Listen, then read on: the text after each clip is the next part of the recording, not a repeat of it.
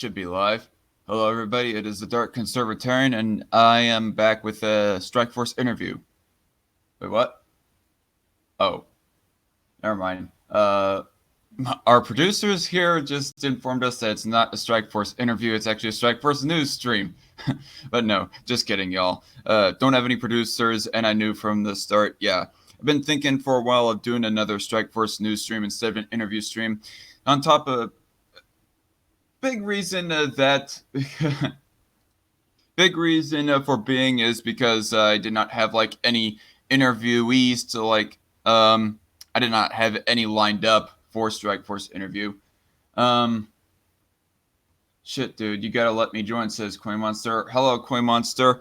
Um this is primarily these Strike Force news streams, they are primarily a co-host. They are like a news panel uh type streams. So I only let like a select different people join on. So no offense, Koi Monster, but sorry, no. And it looks like so far that no one else has joined. But anyway, yes, there was this article that I was recommended by Koi Monster as she just joined us in the chat there. Hold on, let me try to get it actually screen sharing. Sloppy here. But yes, it's a story about how New York is planning on. Nope, not that. There we go. Of how New York is planning to release some of their sexual predators and violent criminals.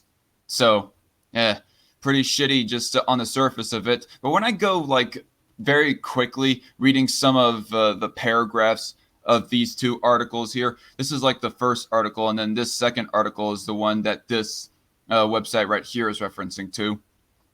When I actually go reading into it, it seems like a little bit more complicated and jaded than what the title almost leads off as. But still, overall, it seems to be still going along with the narrative that yes, they will ultimately be released. But we will try to like go reading into this article and be breaking it down as best as we can. But yes, attack helicopter cat sent it to me, so I'm spreading it around, says Coin Monster. Well, I'm glad that I could be spreading it around as well. And we have the Crusader join along with us just now. Hello, Crusader. Hello, and just to let you know in advance, my internet's been cutting out, so I might have to leave. Might have to leave, or you might get kicked off by your own internet. That, and I'm also helping my parents pack everything back into the house because they're back from vacation. All right. Well, you just arrived just in time because I just got the introductions all done, and we're actually going to jump right into reading in this article that was shared by, like I said earlier, shared by Coin Monster on my Discord server. New York. New criminal justice reform, quote unquote, law allows violent criminals and sex predators of children to be released without bail. So, in other words, you're not even able to like get them their freedom by like paying the government bail for like them to be released. No, it's just free of charge. Yeah, let them go. New York's new criminal justice reform law that eliminates bail for misdemeanors and non-violent felonies will go into effect on January 1st in 2020. Which that by itself does not seem that bad, but it's the actual violent felonies and the sexual predation, if that's even a word, crimes that we actually have our biggest concerns on. Police and prosecutors strongly object to the long list of felonies that no longer will result in requiring suspects to be held on bail until trial. Crimes that will allow suspects to be immediately released without bail include assault in the third degree, aggravated assault upon a person less than 11 years old, criminally negligent homicide, manslaughter in the second degree, resisting arrest, criminal sale of a firearm to a minor, promoting a sexual performance by a child, criminal sale of drugs to children, and arson in the third degree. This from GEG, whatever those initials are for. Yeah, now my suspicions are if you're going to like release these pieces of crap, especially if they are provable to be a piece of crap, if you're just going to like let them go for until their trial actually comes, they might harm people more in between the time of them, being charged with their own appropriate allegations and the time of them actually being convicted. So yeah, crimes that will allow suspects to be immediately released without bail include. Yeah. The district attorneys, this is like the list of the actual crimes that they are allowing people to be let go of. The District Attorneys Association of the State of New York released a list of charges that will no longer qualify a suspect to be held on bail. WTEN reported assault in the third degree, aggravated vehicular assault. Oh shit! People be doing I don't know. I cannot make a movie reference because I can't think of any, and it seems like in bad taste as well. People just be killing other people with their own vehicles. Criminally negligent, aggravated assault upon a person less than 11 years old. I mean, but particularly among children. I mean, it's one thing for you to be like socking an adult in the face and then you be not be held in jail on bail. But a freaking child, especially one 11 years old, I would not want that guy let out just roaming free on the streets. Criminally negligent homicide, aggravated vehicular homicide, manslaughter in the second degree. Yeah, I don't think I want those careless idiots being allowed just to run free as well.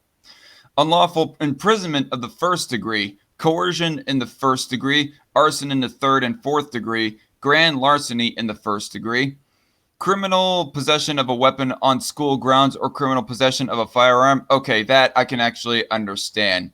I mean, what if it was just an accident or something that they bring a gun on grounds that they weren't supposed to?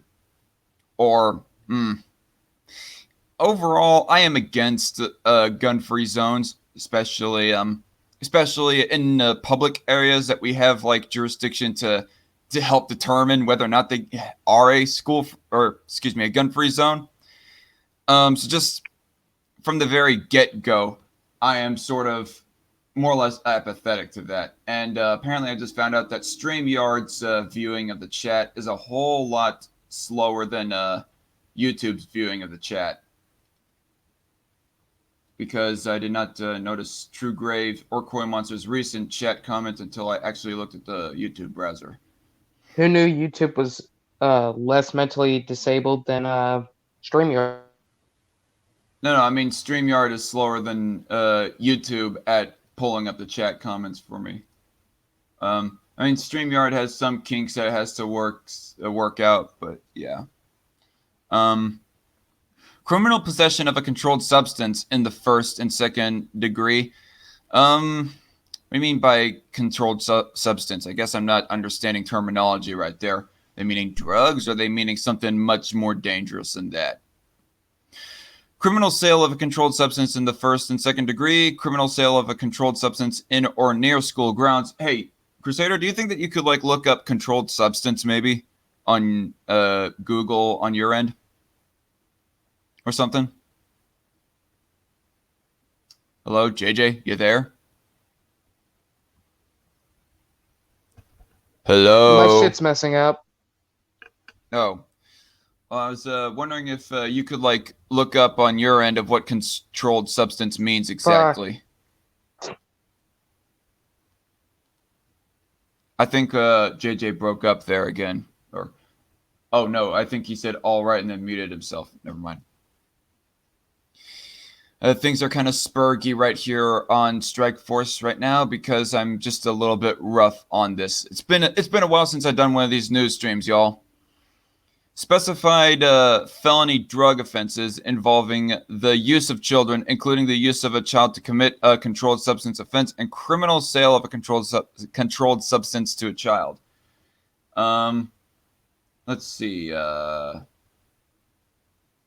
11 years because that's right around when they can fight back. Don't you mean when they can't fight back, Coin Monster? An adult would have, I don't know. I think that might have been a typo on Coin Monster's part. You think the government is doing this because they're close to running out of other people's money? I'm not so sure exactly as to why they're doing it. I mean, that might be part of the reasoning, but this is like one of the more legitimate functions of the government, I would say. I mean, I think, well, okay, the states, I'm not so sure of how much New York has a say. Okay, we just lost Crusader. I do not know of how much of a participation that New York State would be having in participation of the drug war. But I would, if I was like in New York, I would think that eliminating the whatever hand they play in the drug war would take much higher priority than releasing violent criminals and sexual criminals. So, yeah, get your priorities straight, New York. Um, Criminal solicitation in the first degree and criminal facilitation in the first degree. Excuse me. Money laundering in support of terrorism in the third and fourth degree. I don't know how exactly I feel about that. So there's a whole lot involved with this law than just sex and violent criminals. But money laundering, I do not know of how that I would want something like that to be handled. Making a terroristic threat, okay. Yeah, I don't know how exactly I feel about that. I mean, I think that those types of people should be harangued for all eternity if they're making like a terroristic threat, but held in jail until there's like a verdict that can be determined with, you know, within their court case. I'm not so sure of how much worth the money that is, but maybe somebody can help me out on that. Past 11 years old kids can fight back against their attackers. Okay, I see that. It seems like Coin Monster was kind of being sarcastic earlier then, or because really, even like younger than 18, not just younger than 11, but younger than 18, not so much able to fight effectively, at least fight back effectively. Patronizing a person for prostitution in a school zone. Well, um, you got some pimps that are trying to like promote or be borderlining on promoting pedophilia. Well, I don't know. I don't know. It doesn't seem like it's actual pedophilia. It's not like that they, or I'm not seeing the implication at least that they are telling their hookers, hey, yeah, go and pursue these children and try to like get them in bed with you or whatnot, in which that makes me feel dirty just uttering those words.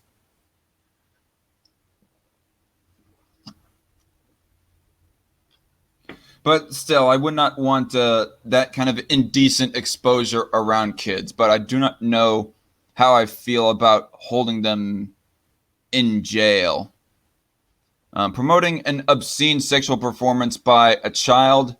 Yeah, okay, yeah, that is outright pedophilia right there. So screw that. Possessing an obscene sexual performance by a child. Promoting a sexual performance by a child. Yeah, that kind of stuff is just pedophilia in general, and they should either get the bullet like True Grave says, or get castrated, or definitely get held in jail. By the way, I don't even support the prison system at all, but this is not how to go about it, says Coin Monster. All right. Yeah, I can't join because my internet is fucked up. Fuck this shitty ass town, says Crusader. Well, sorry, Crusader, that you cannot stay on. No, pedos deserve torture. Well, yeah, if they do get tortured, well, then I couldn't really care less. But I don't think that the police needs to like actually put that in their processing of how to handle pedos. I mean, it seems like it would be a little bit expensive going around about that way. Failure to register as a sex offender. What do you mean failure to register as a sex offender? You expect the sex offenders to register themselves as a sex offender? I mean, if they're a sex offender, just New York, register them as a sex offender. I mean, you should be like determining that for yourself. I mean, I don't know. Cannot pull up any specific examples, but sex offenders will not consider themselves as sex offenders. I can only imagine, anyways. Obstructing governmental administration in the first and second degree. That's kind of vague, but whatever. Obstructing governmental administration by means of a self-defense spray device. Bribery in the first degree. Bribe giving for public office. Bribe receiving in the first degree. Promoting prison contraband in the first and second. In the first and second degree. Resisting arrest. Hindering prosecution. Tampering with a juror and tampering with physical evidence. Oh yeah, tampering with physical evidence. Yeah. As far as I'm concerned, you're like committing conspiracy there, and you should be held in jail for some time at least. That's my thought right now, anyways. Pedo government protecting its own. Right, Corn Monster. Not the police, but we civilians deserve to not be charged for torturing them, says Crusader. All right. Well, thanks for clarifying there, Crusader. Tampering with a juror and tampering with physical. Oh wait, I already read that part there. As far as resisting arrest though goes, I don't know. No, I'm just gonna move on. Aggravated harassment in the first degree. Directing a laser at an aircraft in the first degree. You know, I never really understood as to how that specifically affected a jet airliner flying by. I hear that messes with the signal or something like that. I don't know. Criminal possession of a weapon in the fourth degree.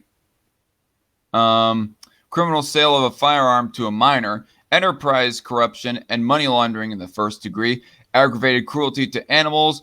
Overdriving, torturing, and injuring animals. Failure to provide proper sustenance. And animal fighting. Failure to provide proper sustenance. Are you talking about like child negligence, essentially? I mean, yeah, I think those types of people should be somewhat criminally charged in some way or another. But yeah.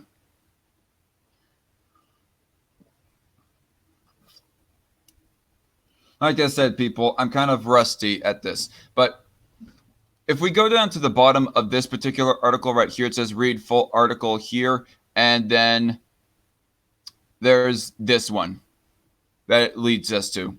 So in further reading of the story, we're going to read this for like clarification on some of the minor details and whatnot. So new New York law eliminates cash bail for many violent crimes, sex offenses.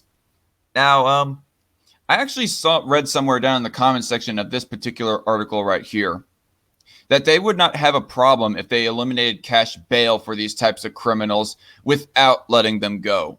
Yeah, as far as I'm concerned, I can agree. I think that sex predators and violent criminals should be held in jail without bail. Like no, I mean, especially if it's beyond the shadow of a doubt proven true. No bail. At least kids can shoot pedos now. Yeah, if they were like dealt a gun in the case, like the last article there mentioned. A bail reform law passed with the state's budget eliminated bail for misdemeanors and nonviolent felonies as of January 1st. I think you mean will eliminate, but yeah, it hasn't been eliminated just yet. Still got a few more months till that actually happens.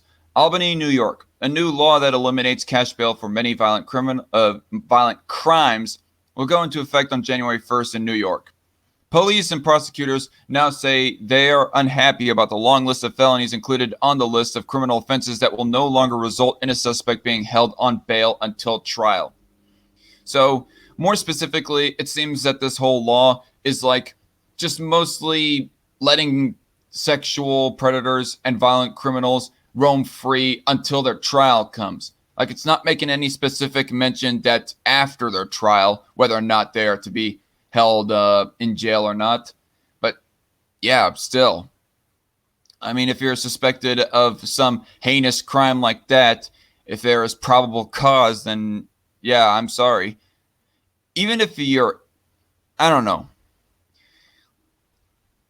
I don't know how I feel like if there's a possibility of a person being innocent, if even an innocent person and people have like high suspicions of them being a violent criminal or whatnot. Or maybe this is like for those people that are proven true.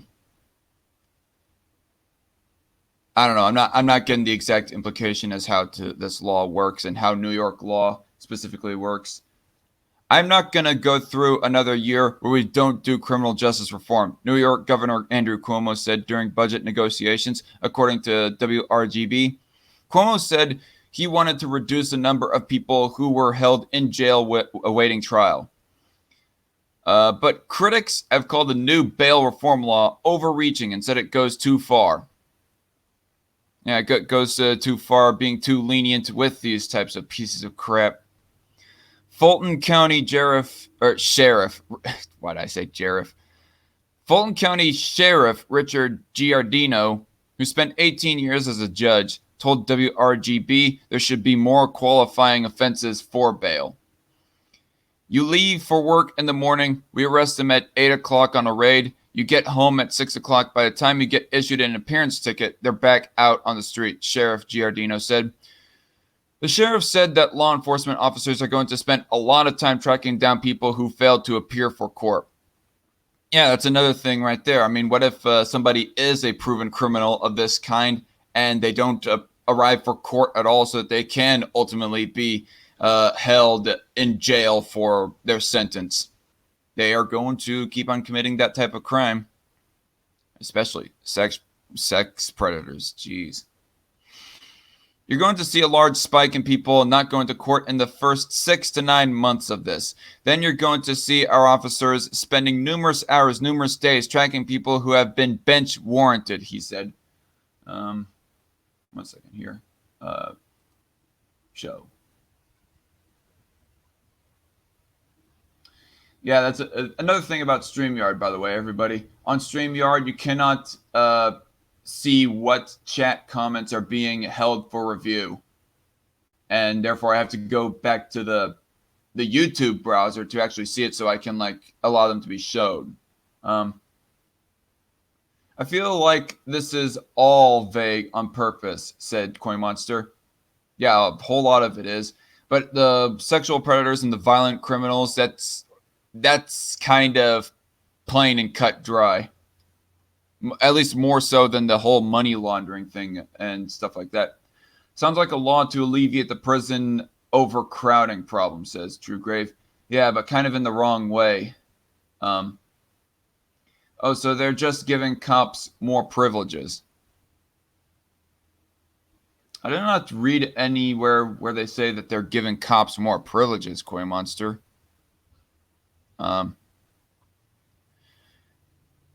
You're going to see a large spike in people. I think the problem here is that they're going to have an issue of making sure that these violent criminals, they're going to have a problem of making sure that they arrive for their court trials is the problem there. More like giving more duties than more privileges to the cops, the way I view it anyways, in a way. You're going to see a large spike in people not... Wait, I already read that paragraph, so excuse me on that.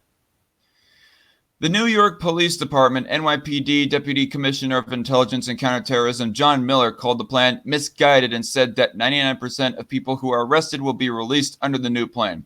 WLNY reported. Everybody who gets arrested for anything except for maybe murder and attempted murder is going to be released without having to pay any bail. Right at arraignment, Deputy Commissioner Miller said. Well, at least you aren't going to have the outright killers being released, so that's somewhat more reassuring. Because the cop is crying about having to track people down.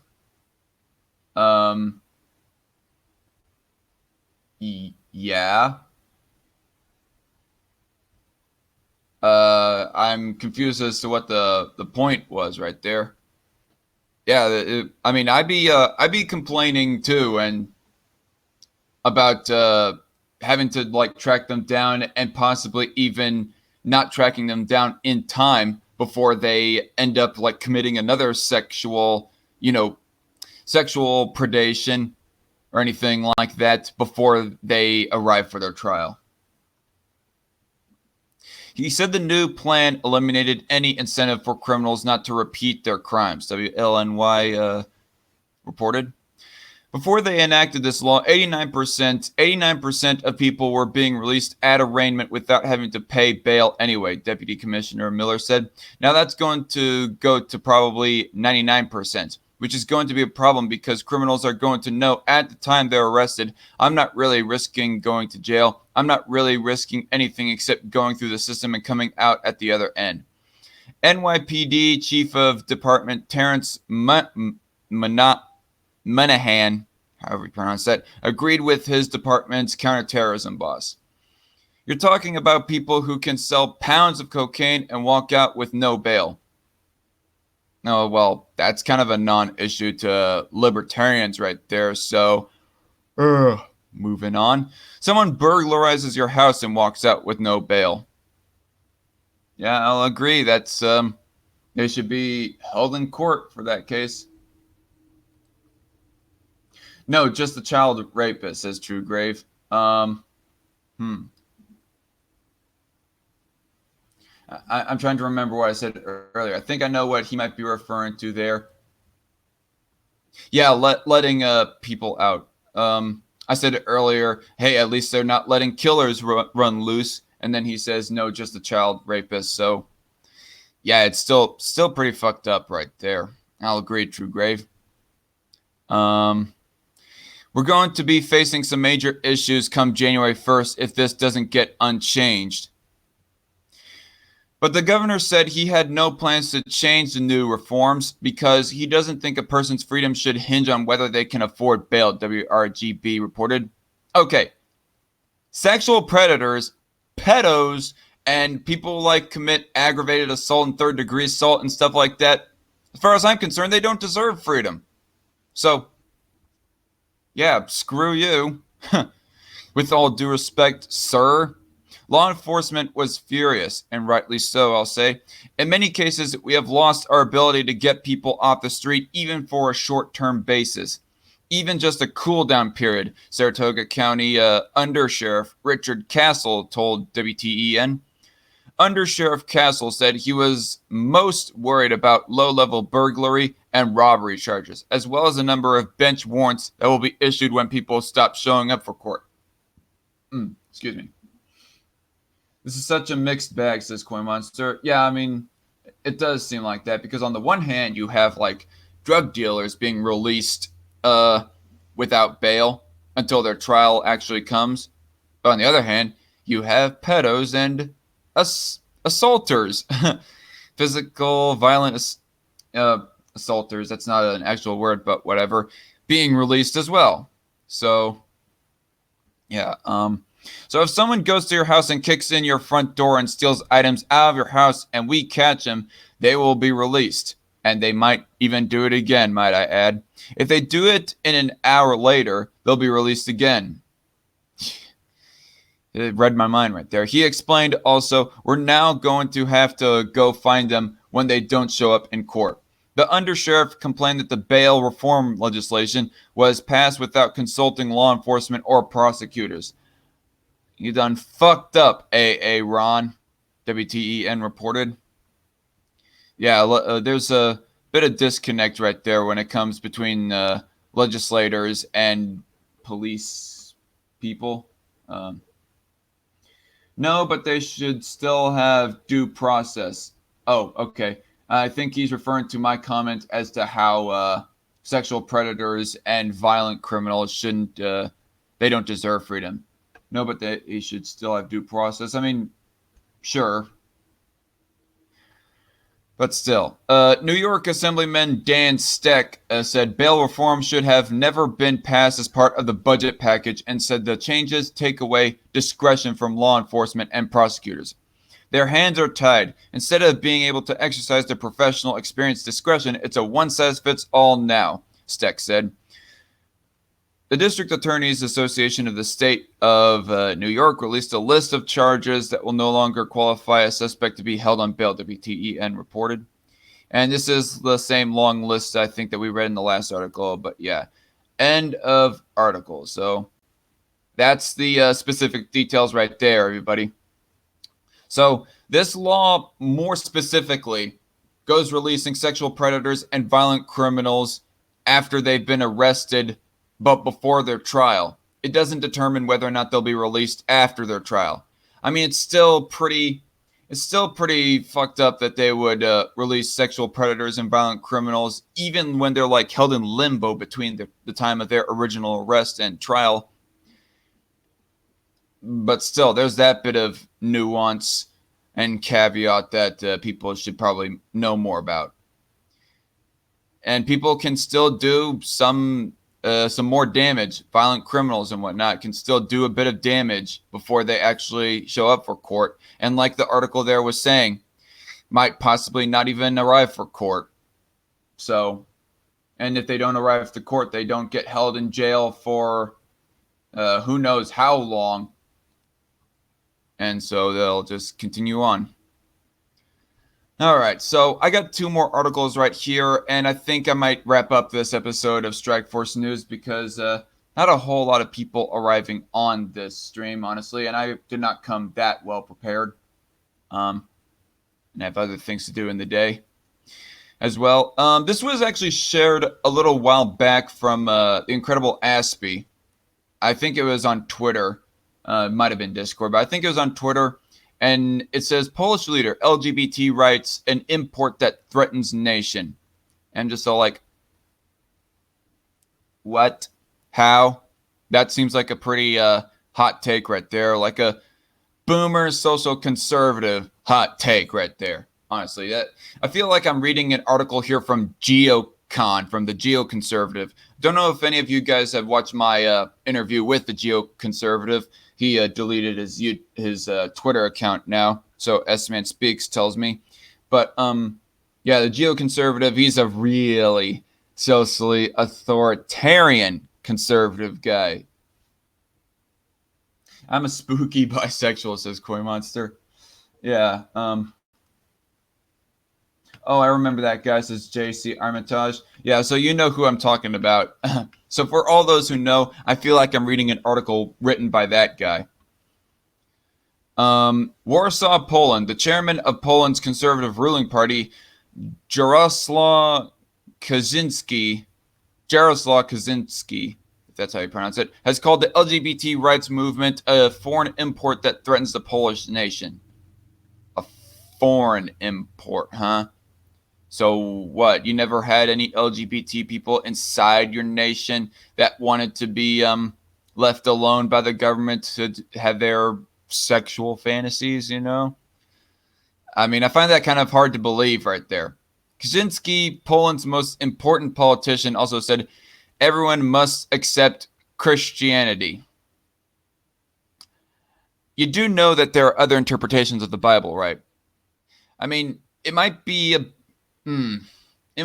slight minority, but there are still some Christians out there that actually think that there's a possibility or even a probability that homosexual, according to the new covenant anyways, that homosexuality isn't really a sin. I tend to lean that way myself, honestly. Poland is pretty far right Catholic state, says Truegrave. Well, thanks for the info right there. And that questioning the powerful Roman Catholic in Poland is unpatriotic. Wow. Huh. I'm starting to get more and more of the vibe that Poland hasn't quite left the Middle Ages yet, of when that the Pope had like a huge influence on all of the medieval governments back in the day. It's okay. You're the good kind of gay, says Truegrave. Who are you saying that to? Koi Monster or me? I mean, it's okay either way because I've been poked at for being supposedly gay myself. The positions that Kaczynski took Wednesday in a lecture on patriotism in the central city of Wrocław, how do you pronounce that? Wrocław, come before European Parliament voting next month and a general election in Poland in the fall. They also come as the church in Poland comes under scrutiny over pedophilia, which that's kind of ironic there as well, is that people be mentioning all the time, Catholics be criticizing homosexuality, but at the same time, there are few people, I'm not going to generalize, few people within their ranks that end up having altar boys sucking them off. So, yeah. With victims increasingly breaking the taboo to speak out about their abuse.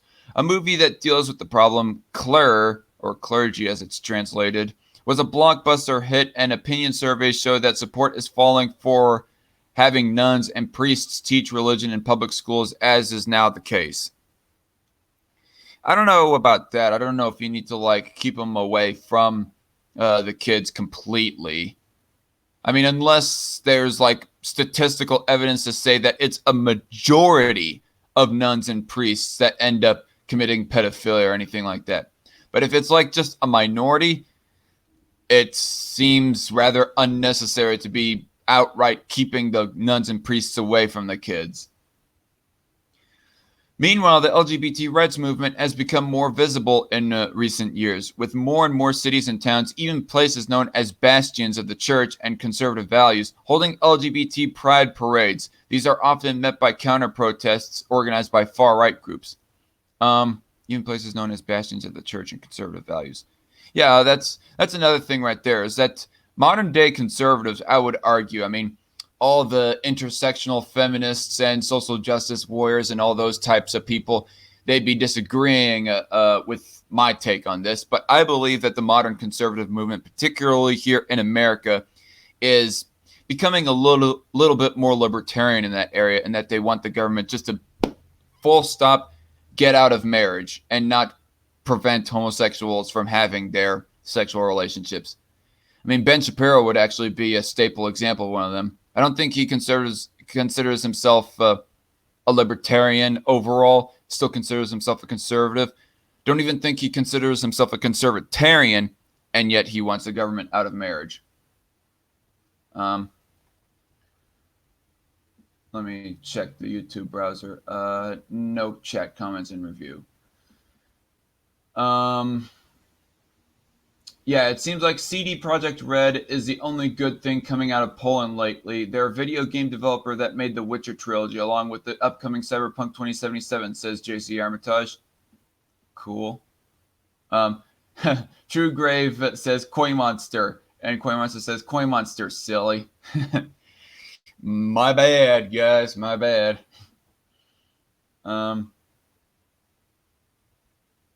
No, it's more trying to find their culture again after communism, says True Grave.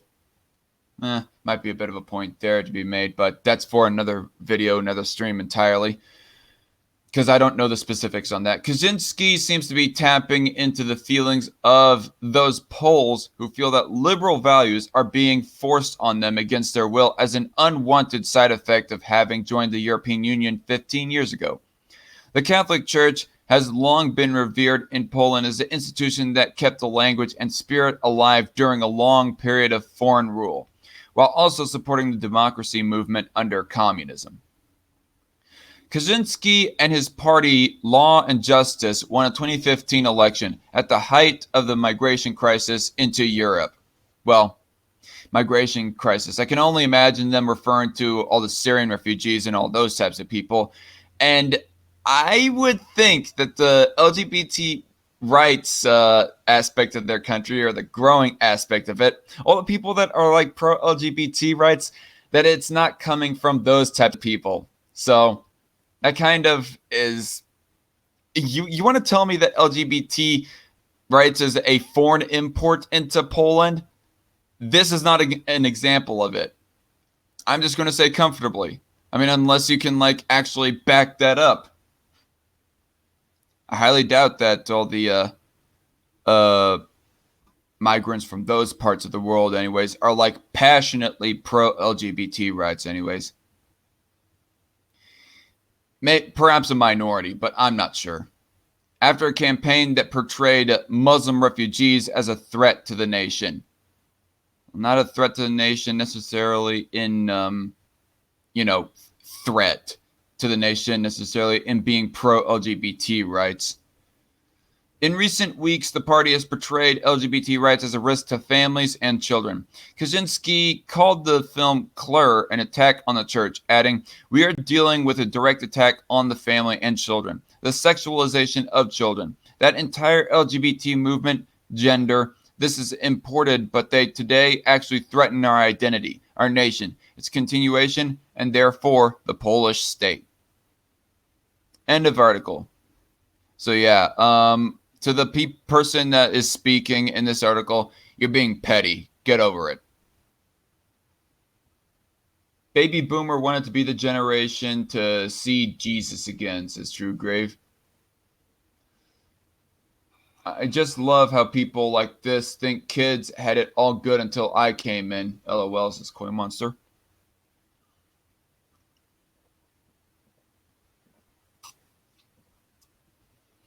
It's my Punisher mug this time instead of the Don't Tread on Me mug. Because that mug is dirty. So this article I've been holding for a little bit now. And I've only just recently came across it within this year anyways. Because apparently this is this was posted in 2006 or something. But I thought it'd be a bit of an interesting read to go over. Former Soviet dissident warns for EU dictatorship. Vladimir Bukovsky, the 63-year-old former Soviet dissident, fears that the European Union is on its way to becoming another Soviet Union. In a speech he delivered in Brussels last week, Mr. Bukovsky called the EU a monster that must be destroyed. The sooner the better, before it develops into a full-fledged totalitarian state. Yeah, and UK is trying to do that with the whole Brexit movement, which I am a full-on supporter of the Brexit movement. Of course, I'm a full-on, what's the word I'm looking for? I'm a full-on opponent against international governments just in general. So, yeah, there's that. So this article goes about a little less than halfway down the bar here. Mr. Bukovsky paid a visit to the European Parliament on Thursday at the invitation of Fidesz, the Hungarian Civic Forum, the Hungarian Civic Forum, Fidesz, a member of the European Christian Democrat group, had invited the former Soviet dissident over from England, where he lives, on the occasion of this year's 50th anniversary of the 1956 Hungarian uprising. After his morning meeting with the Hungarians, Mr. Bukovsky gave an afternoon speech in a Polish restaurant in the Trier Straat, opposite the European Parliament, where he spoke at the invitation of the United Kingdom Independence Party, of which he is a patron. In his speech, Mr. Bukovsky referred to confidential documents from secret Soviet files, which he was allowed to read in 1992. These documents confirm the existence of a conspiracy, quote unquote, to turn the European Union into a socialist organization. I attended the meeting and taped the speech. A transcript as well as the audio fragment, approximately 15 minutes, can be found below. I also had a brief interview with Mr. Bukovsky, 4 minutes, a transcript and audio fragment of which can also be found below. The interview about the European Union had to be cut short because Mr. Bukovsky had other engagements, but it brought back some memories to me, as I had interviewed Vladimir Bukovsky 20 years ago, in 1986, when the Soviet Union, the first monster that he so valiantly fought, was still alive and thriving. Although, I don't know. I would almost say that the Soviet Union was more dangerous in the 60s maybe than the 80s, but that's just me. Mr. Bukovsky was one of the heroes of the 20th century. As a young man, he exposed the use of psychiatric imprisonment against political prisoners in the former USSR, 1917 through 1991, and spent a total of 12 years, 64 through 76, from his 22nd to his 34th year, in Soviet jails, labor camps being gulags, I can only imagine, and psychiatric institutions. In 1976, the Soviets expelled him to the West. In 1992, he was invited by the Russian government to serve as an expert testifying at the trial conducted to determine whether the Soviet Communist Party had been a criminal institution. To prepare for his testimony, Mr. Bukovsky was granted access to a large number of documents from Soviet secret archives. He is one of the few people ever to have seen these documents because they are still classified. Using a small handheld scanner and a laptop computer, however, he managed to copy many documents, with some with high security clearance, including KGB reports to the Soviet government. Interview with Vladimir Bukovsky. Listen to it here. All right. So, Paul Belin and Vladimir Bukovsky, this is the interview. You were a very famous, Paul Belin says, anyways, you were a very famous Soviet dissident, and now you are drawing a parallel between the European Union and the Soviet Union. Can you explain this? Bukovsky says, I am referring to structures, to certain ideologies being instilled, to the plans, the direction, the inevitable expansion, the obliteration of nations, which was the purpose of the Soviet Union. Most people do not understand this. They do not know it, but we do because we were raised in the Soviet Union, where we had to study the Soviet ideology in school and at university. The ultimate purpose of the Soviet Union was to create a new historic entity, the Soviet people all around the globe. The same is true in the EU today. They are trying to create a new people. They call this people Europeans, whatever that means. According to communist doctrine, as well as to many forms of socialist thinking, the state, the national state, or international state, more specifically, is supposed to wither away. In Russia, however, the opposite happened. Instead of withering away, the Soviet state became a very powerful state, but the nationalities were obliterated. But when the time of the Soviet collapse came, these suppressed feelings of national identity came bouncing back, and they nearly destroyed the country. It was so frightening. All right, well, we'll get back to that here in a little bit. The EU tried to get a military, says Truegrave. If a sex offender is near my child, that the child would meet their maker. What? If a sex offender is... Oh, he meant child molester. Okay, sent 1,000 here in the chat right here. If a sex offender is near my child, the child molester would meet their maker sooner than they want to, but that's me. All right. Well, thanks for the comment there. If you want to go rereading or listen back to this live stream once it's done, sent 1,000, because we're already pretty much done talking about the New York law right there. The USSR was a real paper tiger, says Truegrave. Perhaps in the 80s, but I don't know. Maybe somebody can convince me that the USSR was always weak. And my parents wonder why I don't want kids, says Coin Monster. Okay. Do you think the same... And Beline says, do you think the same thing can happen when the European Union collapses? Bukovsky says, absolutely. You can press a spring only that much. And the human psyche is very resilient, you know. You can press it, but don't forget it is still accumulating a power to rebound. It is like a spring, and it always goes to overshoot. Beline says, but all these countries that joined the European Union did so voluntarily. Bukovsky, no, they did not. Look at Denmark, which voted against the Maastricht Treaty twice. This is interesting. Look at Ireland, which voted against the Nice Treaty. Look at many other countries. They are under enormous pressure. It is almost blackmail. Switzerland was forced to vote 5 times in a referendum. All 5 times they have rejected it, but who knows what will happen the 6th time, the 7th time. And this is probably one of the reasons. Actually, that could be another added reason as to why that I would consider Switzerland like a good second alternative for if the United States collapses or whatever. If I wanted to move out of the United States, then Switzerland would be a good second option for me personally. I mean, not only are they fairly gun friendly and all that stuff, but they also are not taking part in the European Union, not a member state of that international government. It is always the same thing. It is a trick for idiots. The people have to vote in referendums until the people vote the way that is wanted. Then they have to stop voting. Why stop? Let us continue voting. The European Union is what Americans would call a shotgun marriage. Interesting. Beline, what do you think young people should do about the European Union? What should they insist on? To democratize the institution or just abolish it? Me personally, I say abolish it. Beline, or Bukovsky, excuse me. I think that the European Union, like the Soviet Union, cannot be democratized. Gorbachev tried to democratize it, and it blew up. This kind of structures cannot be democratized.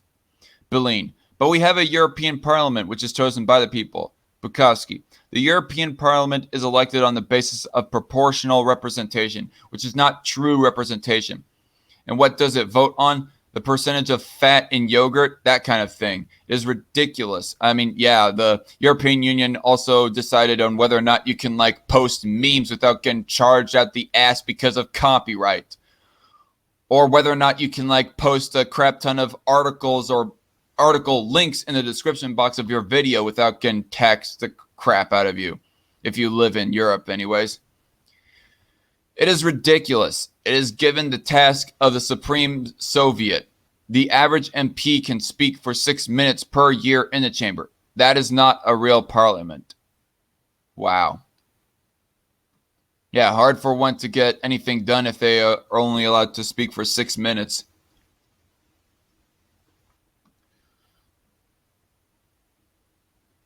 It would if it was a republic, says Truegrave. It would what if it was a republic? It would collapse, or what are you saying, Truegrave? Sorry, I'm a bit confused. Transcript of Mr. Bukovsky's Brussels speech is right here. Listen to it here. And also, by the way, everybody, I'm going to provide the links for these other 2 articles that I'm reading once I'm done with this live stream. If you want to like read all this for yourself. In 1992, I had unprecedented access to Politburo and Central Committee secret documents which have been classified and still are even now for 30 years. These documents show very clearly that the whole idea of turning the European common market into a federal state was agreed between the left-wing parties of Europe and Moscow as a joint project which Soviet leader Mikhail Gorbachev in 1988 through 89 called our common European home. Truegrave says, sorry, Switzerland. Okay, I see. If Switzerland was set up more like a republic than a democracy, then that would be it would be more comfortable place for you to consider moving into. I see what your point is. And again, with the whole, it's not a real insert whatever here, says Coin Monster. Yeah, Soviet Union, not real communism. The idea was very simple. It first came up in 1985 through 86 when the Italian communists visited Gorbachev, followed by the German Social Democrats. They all complained that the changes in the world, particularly after British Prime Minister Margaret Thatcher introduced privatization and economic liberalization, were threatening to wipe out the achievement, as they called it, of generations of socialists and social democrats, threatening to reverse it completely. Therefore, the only way to withstand this onslaught of wild capitalism, as they called it, was to try to introduce the same socialist goals in all countries at once. Prior to that, the left-wing parties and the Soviet Union had opposed European integration very much because they perceived it as a means to block their socialist goals. From 1985 onwards, they completely changed their view. The Soviets came to a conclusion and to an agreement with the left-wing parties that if they worked together, they could hijack the whole European project and turn it upside down. Instead of an open market, they would turn it into a federal state.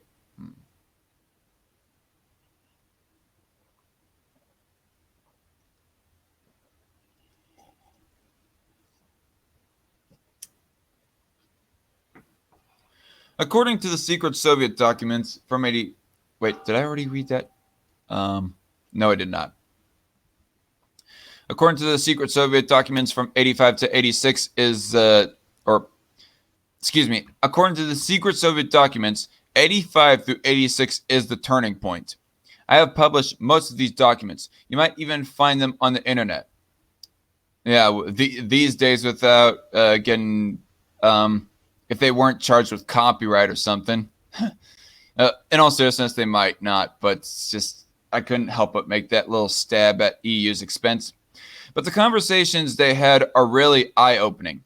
For the first time, you understand that there is a conspiracy, quite understandable for them, as they were trying to save their political hides. In the East, the Soviets needed a change of relations with Europe because they were entering a protracted and very deep structural crisis. In the West, the left-wing parties were afraid of being wiped out and losing their influence and prestige. So it was a conspiracy, quite openly made by them, agreed upon, and worked out. In January of '89, for example, a delegation of the Trilateral Commission came to see Gorbachev. It included former Japanese Prime Minister Yasuhiro Nakasone, former French President Valéry Giscard d'Estaing. How do you pronounce that? Sorry, I'm American, everybody. I cannot pronounce this properly. American banker David Rockefeller and former U.S. Secretary of State Henry Kissinger. They had a very nice conversation where they tried to explain to Gorbachev that Soviet Russia had to integrate into the financial institutions of the world, such as GATT, the IMF, and the World Bank. In the middle of it, Giscard d'Estaing suddenly takes the floor and says, "Mr. President, I cannot tell you exactly when it will happen, probably within 15 years, but Europe is going to be a federal state, and you have to prepare yourself for that. You have to work out with us." And the European leaders, how you would react to that, how would you allow the other East European countries to interact with it, or how to become a part of it, you have to be prepared. Yeah. One could almost say setting up for a one world government or something. Mob rule is one strong man away from ruin, says Truegrave.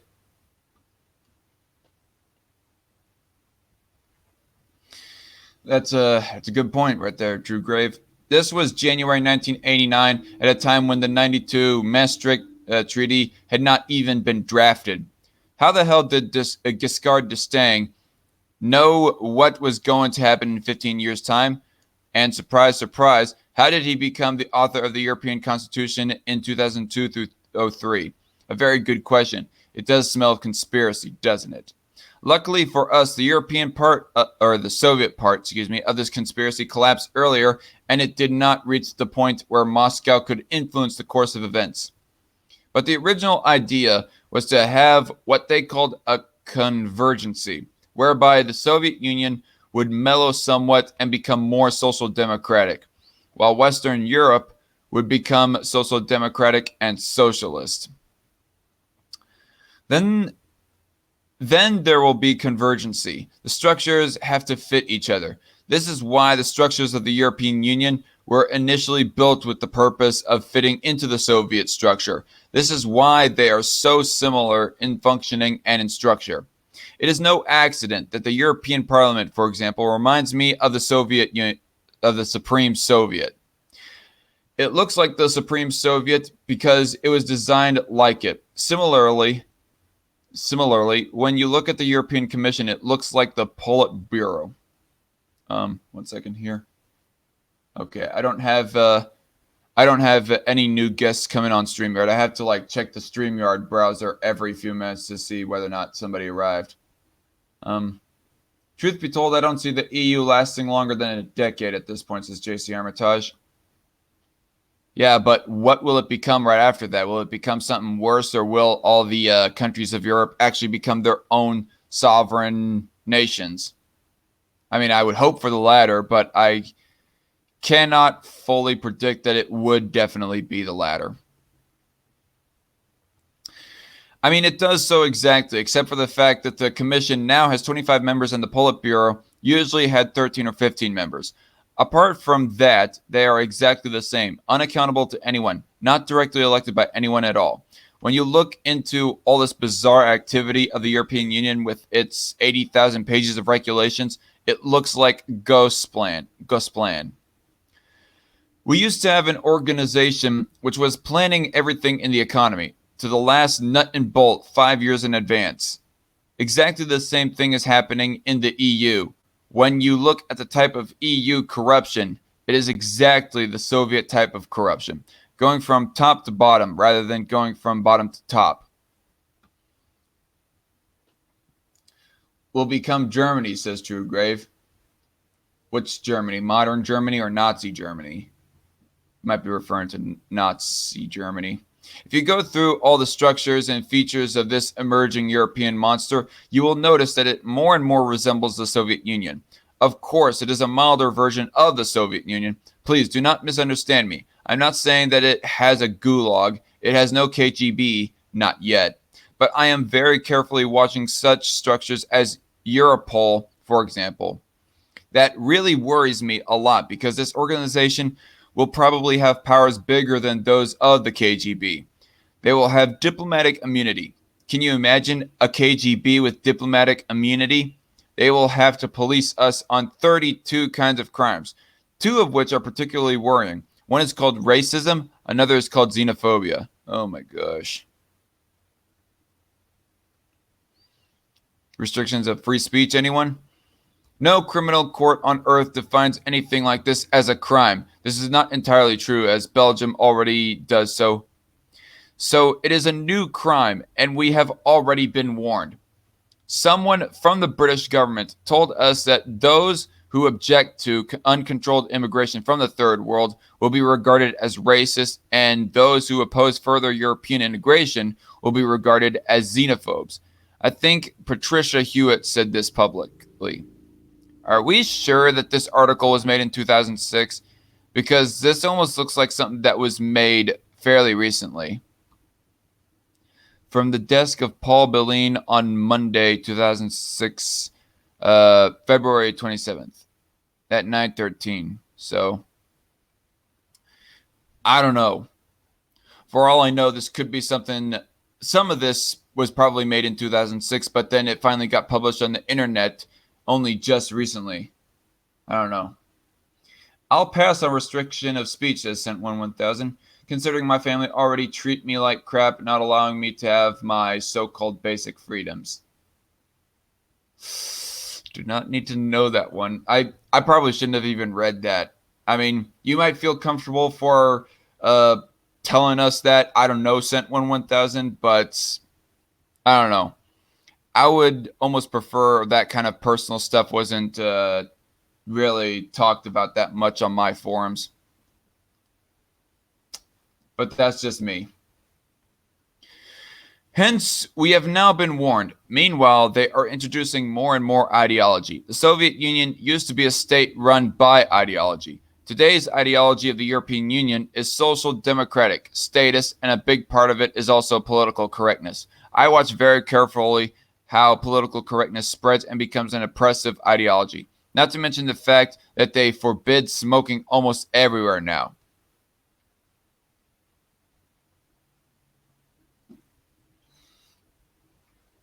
It's all right, Sent1000. Yeah, I shouldn't have read that.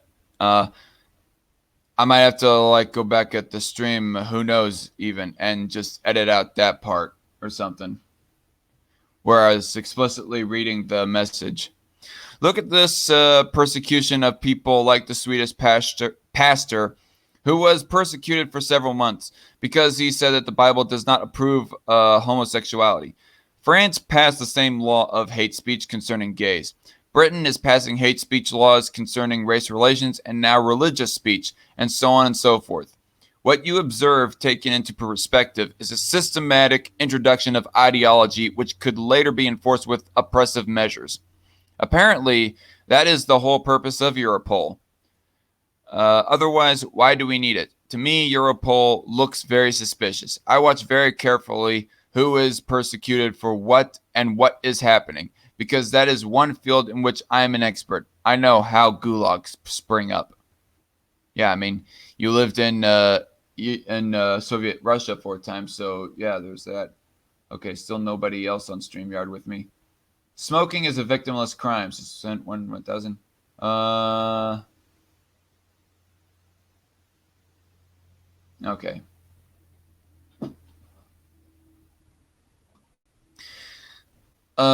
It looks like we are living in a period of rapid, systematic, and very consistent dismantlement of democracy, or a rather dictatorial mob rule type democracy, or tyrannical rather. Look at this legislative and regulatory reform bill. It makes ministers into legislators who can introduce new laws without bothering to tell Parliament or anyone. My immediate reaction is, why do we need it? Britain survived 2 world wars, the war with Napoleon, the Spanish Armada, not to mention the Cold War, when we were told at any moment we might have a nuclear world war, without any need for introducing this kind of legislation, without the need for suspending our civil liberties. That A might be a bit of a typo there. Our civil liberties, and introducing emergency powers. Emergency powers. Why do we need it right now? This can make a dictatorship out of your country in no time. Today's situation is really grim. Major political parties have been completely taken in by the new EU project. None of them really opposes it. They have become very corrupt. Who is going to defend our freedoms? It looks like we are heading towards some kind of collapse, some kind of crisis. The most likely outcome is that there will be an economic collapse in Europe, which in due time is bound to happen with this growth of expenses and taxes. The inability to create a competitive environment, the overregulation of the economy, the bureaucratization, it is going to lead to economic collapse. Particularly the introduction of the euro was a crazy idea. Currency is not supposed to be political. I guess I can agree with that. All democracy is mob rule, says Coin Monster. Well, inevitably, it's likely to. But I was just playing it safe with my wording. I have no doubt about it. There will be a collapse of the European Union, pretty much like the Soviet Union collapsed. But do not forget that when these things collapse, they leave such devastation that it takes a generation to recover. Just think what will happen if it comes to an economic crisis. The recrimination between nations will be huge. It might come to blows. Look to the huge number of immigrants from third world countries now living in Europe. This was promoted by the European Union. What will happen with them is there is an economic collapse. What will happen with them if there is an economic collapse? Excuse me. We will probably have, like in the Soviet Union at the end, so much ethnic strife that the mind boggles. In no other country were there such ethnic tensions as in the Soviet Union, except probably in Yugoslavia. So that is exactly what will happen here too. We have to be prepared for that. This huge edifice of bureaucracy is going to collapse on our heads. This is why, and I am very frank about it, the sooner we finish with the EU, the better. The sooner it collapses, the less damage it will have done to us and to other countries. But we have to be quick because the Eurocrats are moving very fast. It will be difficult to defeat them. Today, it is still simple. If 1 million people march on Brussels today, these guys will run away to the Bahamas. If tomorrow half of the British population refuses to pay its taxes, nothing will happen and no one will go to jail. Today, you can still do that, but I do not know what the situation will be tomorrow with a fully fledged Europol staffed by former Stasi or Securitat officers. Anything may happen. We are losing time. We have to defeat them. We have to sit and think, work out a strategy in the shortest possible way to achieve maximum effect. Otherwise, it will be too late. So what should I say? My conclusion is not optimistic. So far, despite the fact that we do have some anti-EU forces in almost every country, it is not enough. We are losing and we are wasting time. End of article. Yeah, and what I have to say is would be an effective way of doing this is more Brexits. We need a Frexit, that being like essentially just the French government cutting off from everyone, or from the EU, excuse me. Need a Jexit or whatever. Germany breaking off. Although Germany breaking off from the EU, that would probably be a little bit less likely, since you have like somebody like what's the freaking girl's name? Theresa May. Was it Theresa May? Or no, Angela Merkel, excuse me. Theresa May was the one recent conservative prime minister of UK. My bad, I'm getting names wrong. You have Angela Merkel, who, as far as I'm concerned, is a big-time EU supporter. So Germany exiting out of EU, that is like very unlikely anytime soon. You just need like countries to like exit the EU in mass. Or you could have like over 1 million people stop paying taxes, or huge protests in front of the EU complex, or the EU Parliament, more specifically.